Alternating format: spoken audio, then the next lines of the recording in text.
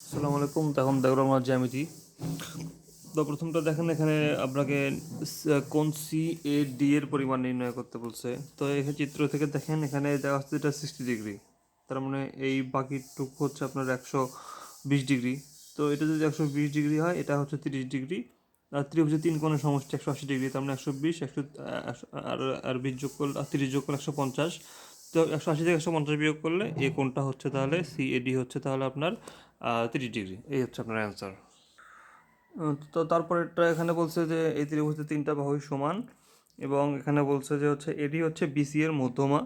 তাহলে হচ্ছে বলছে এবিডি, ত্রিভুজ এবিডি মানে এই ভাগটা আর এই ভাগটা আর কি সমান হবে। তো আমাদেরকে প্রমাণ করতে হবে যে দুটো ত্রিভুজ সর্বসম। এটা প্রমাণ করতে পারলে আমরা কিন্তু বের করতে পারবো এটা হচ্ছে দুটো সমান। তো জাস্ট সিম্পল ইজি।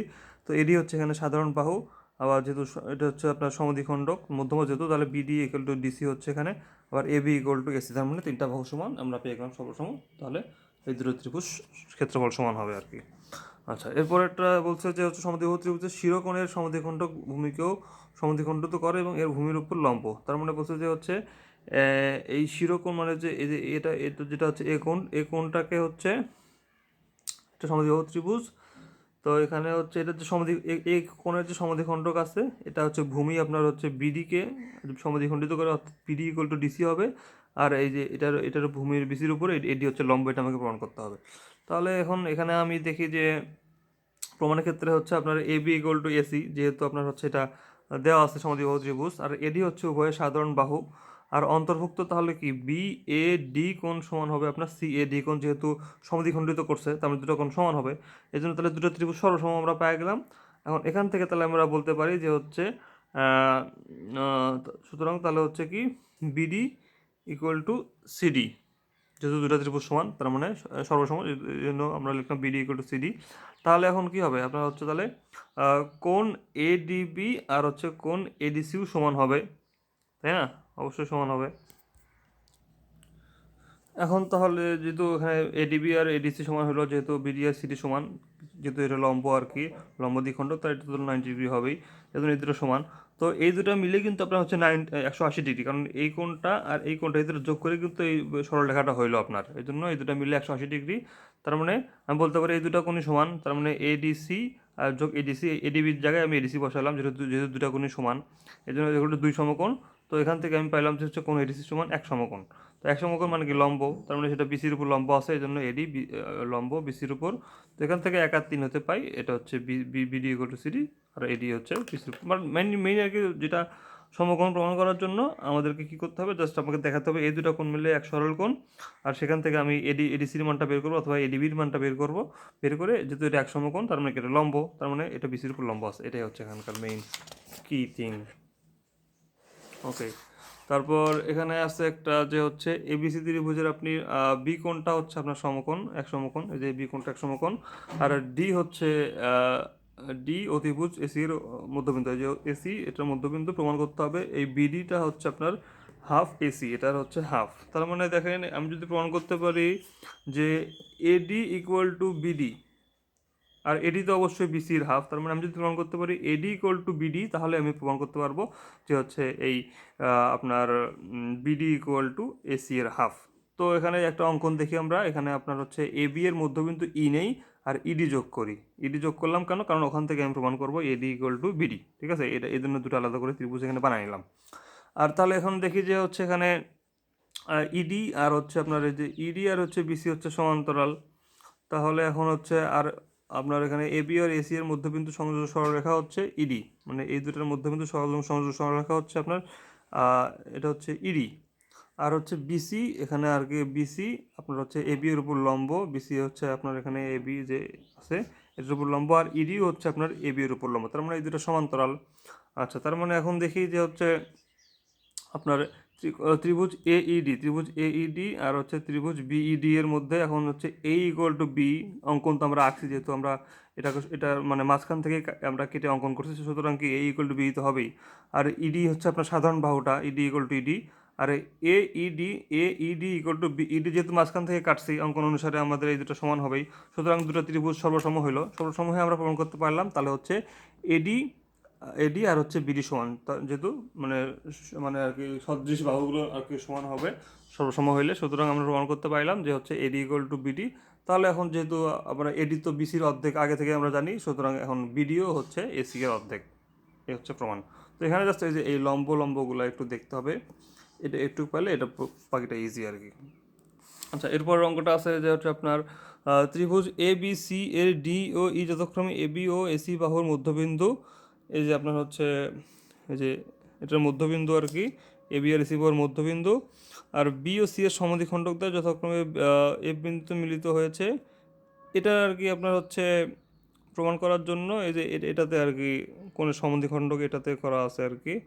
তো এটার যে সমাধানটা, এটা হচ্ছে 5 নম্বরের প্রথম অংশ, আর হচ্ছে 6 নম্বর যেটা দিছে এই 6 নম্বরের হচ্ছে প্রমাণ হচ্ছে এটা, আর 5 নম্বরের দ্বিতীয় অংশ ওই যে এই সাইডে আছে আর কি, দ্বিতীয় অংশ যেটা এখানে আছে আর কি, এই যে এই কোণেরটা। তো এখানে দুটো একসাথে আর কি বলছে আর কি, তো এখানে আলাদা আলাদা প্রমাণ করে দিছে, প্রমাণগুলো আলাদা করে দিছে, কিন্তু কোশ্চেনটার সাথে আছে। আচ্ছা, তো দেখি এখানে হচ্ছে আপনার এবি ও এসি মধ্যবিন্দু, এখানে যে ডি আর ই আছে এখানে, আর এখন প্রমাণ করতে বলছে আপনাকে ডিই সমান্তরাল বিসি, অর্থাৎ ডিইটা বিসির সমান্তরাল, এটা প্রমাণ করতে হবে আপনাকে। আর ডিইটা আপনার হচ্ছে হাফ বিসি হবে, এই ডিইটা বিসির অর্ধেক হবে, এটা আপনাকে প্রমাণ করতে বলছে। তারপর বিশেষ নির্বাচন আমরা লিখলাম, লেখার পরে এখন এখানে আপনার বলছে যে ডিই আমাকে বর্ধিত করতে হবে, ডিই বর্ধিত করতে হবে যাতে এটা এফ পর্যন্ত যায়, তারপর আপনাকে সি আর এফ যোগ করতে হবে। এখানকার যে সি আর এফ যোগ করলাম, ডি বর্ধিত করে এফ পর্যন্ত নিলাম, আর সি এফ যোগ করলাম। তো যোগ করার পরে এখন আপনি এখানে দেখেন যে হচ্ছে এভাবে নেই, তাহলে চিত্র সহ দেখা যাবে। তো এখানে দেখেন যে আপনি যে এডিই আর হচ্ছে সিইএফ এর মধ্যে, আপনার ওই যে এডিই আর সিইএফ এর মধ্যে আপনার হচ্ছে এই আর হচ্ছে আপনার হচ্ছে ইসি সমান, দেখেন যে হচ্ছে এই আর হচ্ছে ইসি সমান, অবশ্যই সমান, তাই না? আর হচ্ছে দেওয়া আছে কি ডিই আর হচ্ছে ইএফ সমান, যেহেতু অঙ্কন করলাম আমরা, এটা তো আমরা আগে থেকে জানি, ডিই আর হচ্ছে ইএফ সমান। আর হচ্ছে কোণ এইডি আর হচ্ছে কোণ হচ্ছে আপনার একান্তর কোণ, মানে অনুরূপ কোণ আর কি, এইডি, তাহলে এটা হচ্ছে অনুরূপ কোণ হবে, তাহলে ই সি বি,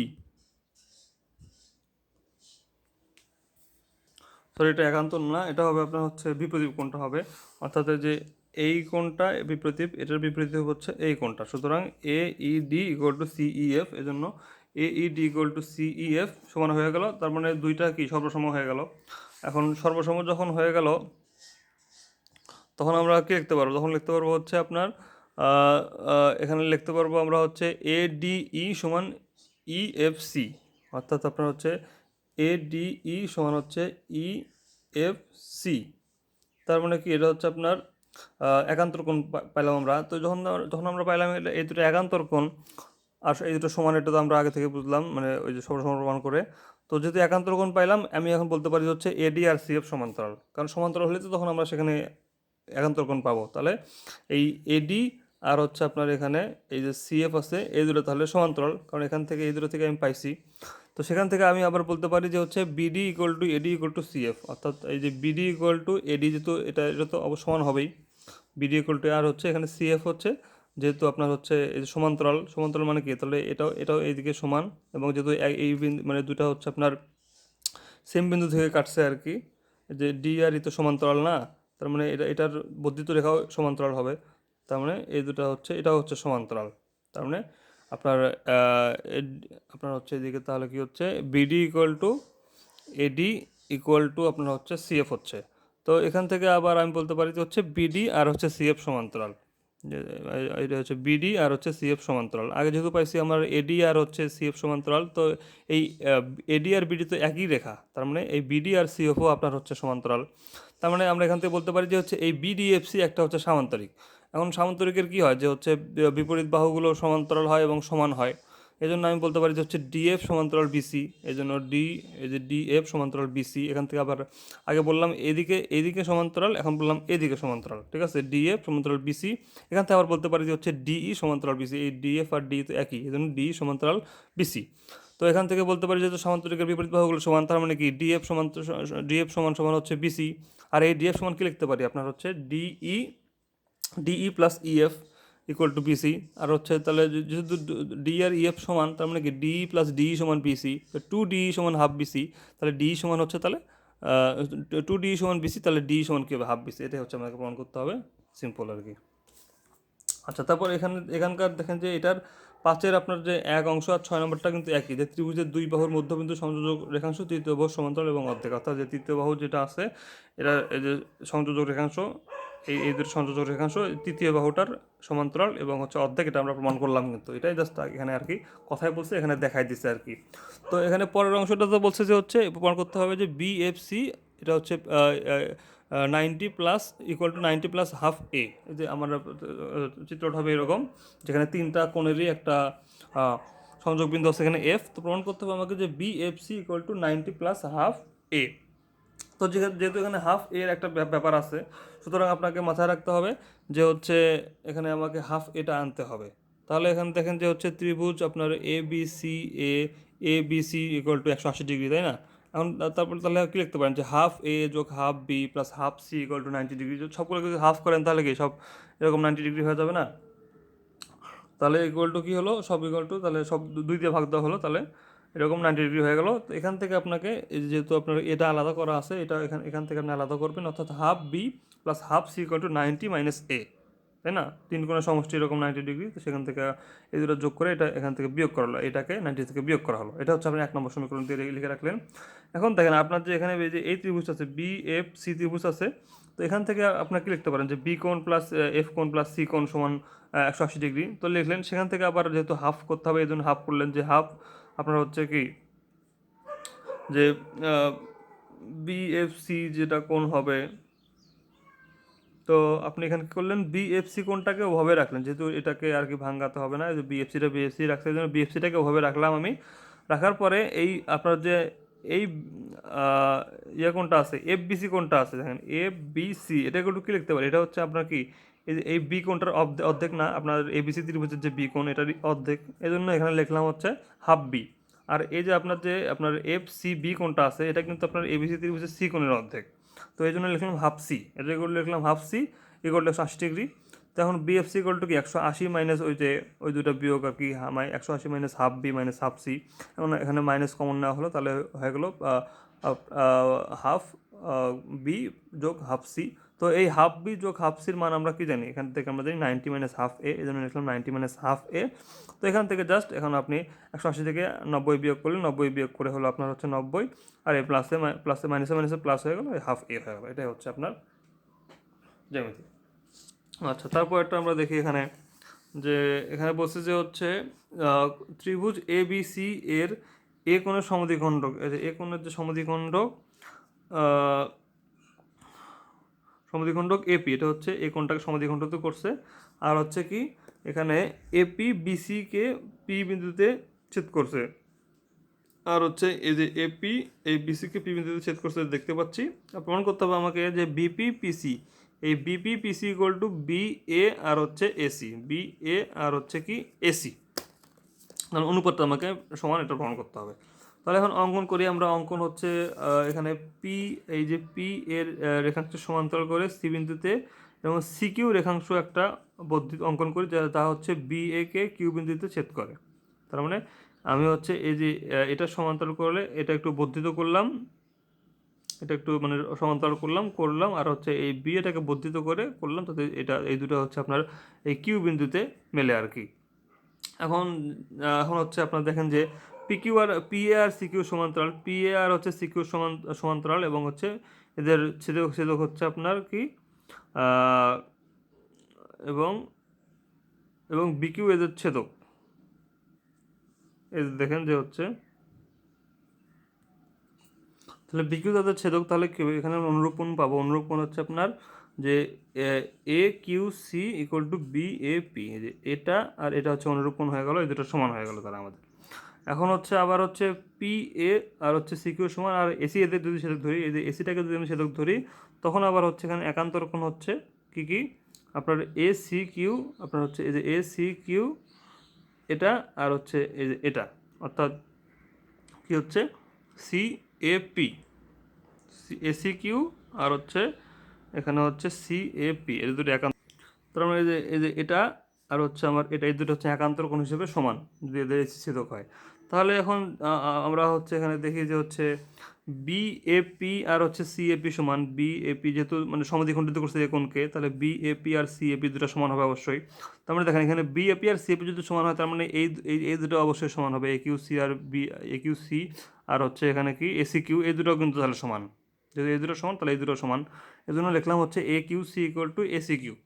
এখন যেহেতু হচ্ছে এ কিউ সি আর এসি কিউ সমান, তার মানে কি এই দুটো কোণের তাহলে সমান সমান কোণের বিপরীত বাহুগুলো পরস্পর সমান, এই জন্য AC equal to A Q লিখলাম।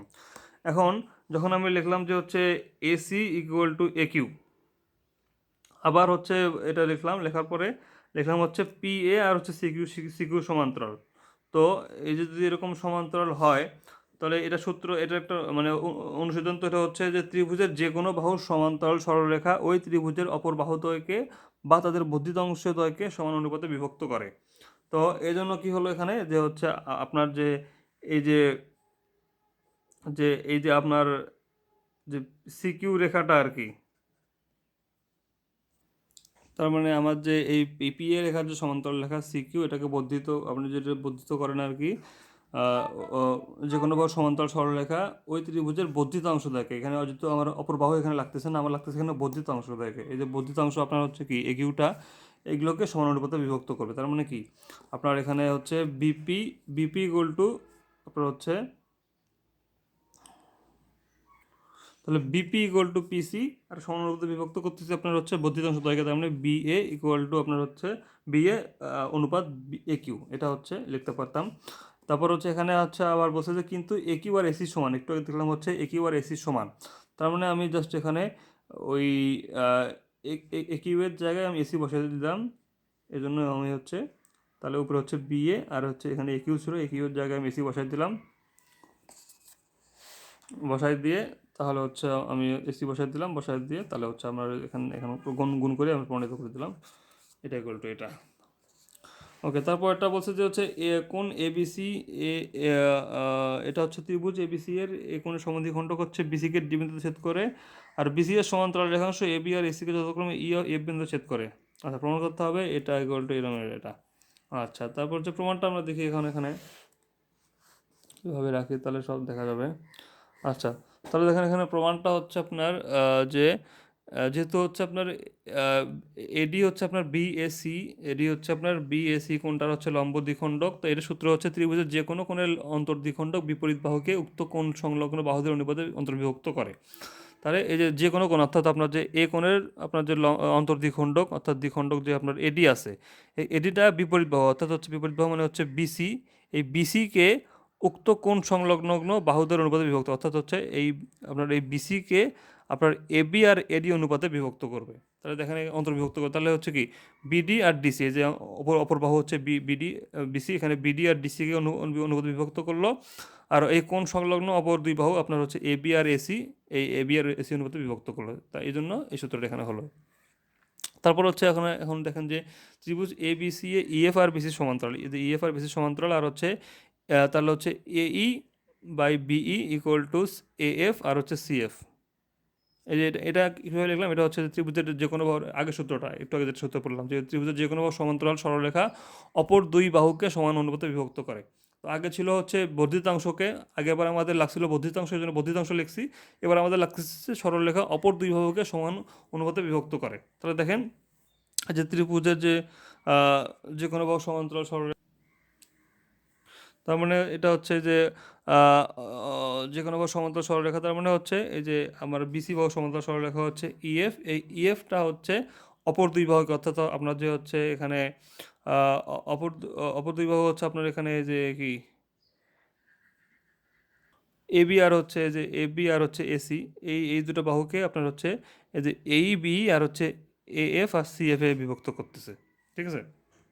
এই জন্য এখান থেকে আমরা লিখতে পারলাম যে হচ্ছে এই বাই বিই আর হচ্ছে এএফ আর হচ্ছে সিএফ। এখন সেখান থেকে আমরা হচ্ছে যোজন করব, যোজন করে এখন যোজন করা মানে কি উপরে যোগ করতে হবে নিচেরটা, তাহলে এই প্লাস বি বাই বি আর হচ্ছে এখান থেকে এটা হলো, তো এখান থেকে এই প্লাস বি সমান লিখতে পারি এবি, অবশ্যই এই প্লাস বি সমান এবি, এরম করে এখানে এসিও লিখলাম, লেখার পরে এখন এখানে এবি বাই হচ্ছে আপনার এসি একান্তরকরণ করা হলো। একান্তরকরণ মানে এই যে এটা এখানে নেওয়া হলো, এটা এখানে নেওয়া হলো, তাহলে এবি বাই এই যে এসি চলে আসলো নিচে, আর এই বিটা চলে গেল এখানে, এই যে এখানে চলে গেল। তো এভাবে আর কি লেখা হলো। লেখার পরে এখন যেহেতু আপনার হচ্ছে কি এবি বাই এসি সমান হচ্ছে আমরা কি লিখতে পারি বিডি বাই ডিসি, এই যে বিডি বাই ডিসি, এই জন্য এটা লিখে দিল, এটাই হচ্ছে ইকুয়াল টু প্রমাণিত হয়ে গেল। আচ্ছা, তারপর এই যে এখানে দেখেন যে হচ্ছে এবিসি ত্রিভুজের আপনার এডি বিই আর সিএফ হচ্ছে তিনটি মধ্যমা প্রমাণ করতে হবে আপনাকে, যে AB plus BC plus CA greater than AD plus BD BE plus CF. তার মানে আপনার তিনটা মধ্যমা আছে, এই মধ্যমাগুলো হচ্ছে যে অপর বাহু থেকে আপনার মানে সবগুলো বাহু যোগফল করে যদি আমরা যোগ করি আর কি তিনটা বাহু, এই তিনটা বাহুর যোগফল সবগুলো মধ্যমা অপেক্ষা বড় হবে, এটা আপনাকে প্রমাণ করতে হবে আর কি। তো এখন এখানে দেখে অঙ্কন করি আপনার যে এই যে এডিটাকে আপনার জি পর্যন্ত বিস্তৃত করি, যাতে এডি আর এই ডিজি সমান হয়, আর হচ্ছে সি আর জি এখানে যোগ করে দিই। যোগ করে দেওয়ার পরে এখন দেখি যে আপনার যে ত্রিভুজ এ বিডি, ত্রিভুজ এ বিডি আর হচ্ছে ত্রিভুজ এই যে সি ডি জি এর মধ্যে এখন দেখেন এডি ইকুয়াল টু আপনার এডি ইকুয়াল টু এডি, কারণ দুটো সাধারণ বাহু এখানে আছে। আর হচ্ছে এখানে আপনার কি আর কি আছে এখানে, আর হচ্ছে বিডি ইকুয়াল টু সিডি, যেহেতু বিডি ইকুয়াল টু সিডি, তাই না, যেহেতু আপনার এখানে কি হয়েছে লম্ব দ্বিখণ্ডক মধ্যমা, যেহেতু তার মানে দুই ভাবে বিভক্ত করছে। আর অন্তর্ভুক্ত কোণ হচ্ছে এ ডি বি, কোণ সমান হচ্ছে সিডিসি, বিপ্রতীপ কোণ হচ্ছে এই যে এ ডি বি সমান হচ্ছে সিডিজি, এটা হচ্ছে বিপ্রতীপ কোণ। তার মানে দুটা বাহু আর একটা কোণ সমান, তার মানে ত্রিভুজের সর্বসম। তার মানে লিখতে পারি এখানে এ বি সমান লিখতে পারি আমি হচ্ছে সিজি, এ বি সমান সিজি লিখলাম আমি এখানে। এখন ওটা লেখার পরে এখন তাহলে হচ্ছে ত্রিভুজ এ সিজি, এ সি জি, এই ত্রিভুজটার মধ্যে আমি এখন লিখতে পারি, যেহেতু ত্রিভুজের দুইটা বাহুর যোগফল অপর বাহু অপেক্ষা বৃহত্তর, এই জন্য লিখলাম হচ্ছে যে সি এ প্লাস হচ্ছে সিজি, এই সি এ প্লাস সিজি ইকুয়াল, তাহলে এটা হচ্ছে বড় হবে, এজির চেয়ে বড় হবে, তাই না, এই জন্য এটা গ্রেটার দেন এজি। এখন এজি ইকুয়াল টু আমরা কী লিখলাম, যে এডি যোগ হচ্ছে ডিজি, এডি যোগ ডিজি লিখলাম। আর এটা লিখলে এটা তো জাস্ট একটু উল্টায় লিখলাম আর কি, এবি প্লাস সিএ। আর এখন আমরা জানি যে হচ্ছে এডি আর হচ্ছে ডিজি দূরত্ব পরস্পর সমান, এই জন্য ডিজির জায়গায় আমি এডি লিখলাম। আর তাহলে হচ্ছে AB plus CA equal to 2 AD, তার মানে এবি প্লাস সিএ এটা হচ্ছে 2 এডির চেয়ে এটা হচ্ছে বড় আর কি, এবি প্লাস সিএ। আচ্ছা, এভাবে আমি এখন লিখতে পারি যে হচ্ছে যে এবি প্লাস বিসি 2বি এর চেয়ে বড়ো, আবার সিএ প্লাস বিসি 2সিএফ এর চেয়ে বড়ো। অর্থাৎ যে আমি ওটা কীভাবে লিখলাম যে হচ্ছে এবি প্লাস সিএ, অর্থাৎ এবি প্লাস হচ্ছে সিএ, এই দুটোর মধ্যবর্তী কী আছে, এ আছে, তাই না, এই জন্য এডি এটা হচ্ছে 2 এডির চেয়ে বড় হবে। আবার আমি যখন এই দুটো বাহু ধরবো, যেমন ধরেন আমি ধরলাম এবি আর হচ্ছে বিসি, এই দুটো বাহুর মধ্যবিন্দু বি, এই জন্য বি আর হচ্ছে ই, এই দুটো যখন বিই এর চেয়ে বড় হবে, এই যে দেখেন বিই এর চেয়ে বড় হবে। আর যখন আমরা ধরবো যে হচ্ছে এসি আর বিসি ধরবো, তখন ধরবো আমি এসি আর বিসি, এই দুটোর মধ্যবর্তী কী আছে, সি আছে, তখন এই দুটো সিএফ এর চেয়ে বড় হবে, এই দুটো সিএফ এর চেয়ে বড় হবে। এইভাবে আমি তিনটা লিখলাম। লেখার পরে এখন তাহলে কী হবে, যে ওই যে AB plus CA plus AB plus BC সবগুলো যোগ করলাম আর কি, যোগ করে তাহলে এগুলো হচ্ছে 2 এডি প্লাস 2বিই প্লাস 2সিএফ এর চেয়ে বড় হবে। তো এখানে যেহেতু দুইটা করে এবি বিসি সিএ আছে, এই জন্য লিখলাম 2 AB plus BC plus CA greater than 2 AD plus BE plus CF. তো উভয় পক্ষ থেকে 2 কমন নিলাম, 2 আর কি 2 ভাগ করে দিলাম, ভাগ করে দিলে তাহলে AB plus BC plus CA greater than AD plus BE plus CF বানাতে হয়ে গেল। ধন্যবাদ।